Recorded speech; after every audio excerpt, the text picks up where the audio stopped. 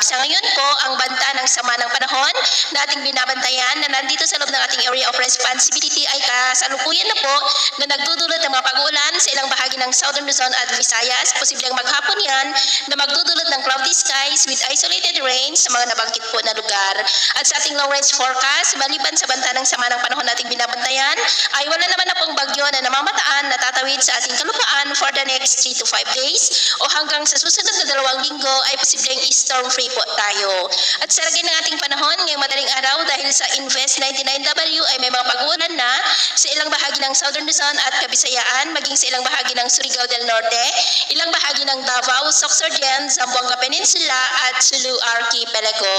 At mamaya ay sisikat naman pang araw sa malaking bahagi nating bansa, lalo na sa Northern Luzon, Central Luzon at maging sa ilang bahagi ng Mindanao. Pero dahil sa LPA ay cloudy skies with isolated rains pa rin sa ilang bahagi ng Southern Luzon, Visayas, maging sa ilang bahagi ng Zamboanga Peninsula at Sulu Archipelago. At mamayang hapon po, mas maraming lugar ulit ang makakaranas ng cloudy skies with isolated rains sa malaking bahagi ng ating bansa at posible ang mas malalakas na mga pag-ulan, lalo na po sa may Visayas at Southern Luzon, maging sa ilang bahagi ng Mindanao. Kaya mag-ingat po tayo dahil posible ang mga banta ng mga pagbaha at pagguho ng lupa. At sa atin naman pong mga baybayin, wala naman po tayong nakataas na namang gale warning signals, pero ba yung pag-ingat lamang po kung papalaot tayo para po mas makaiwas sa mga sakunang pang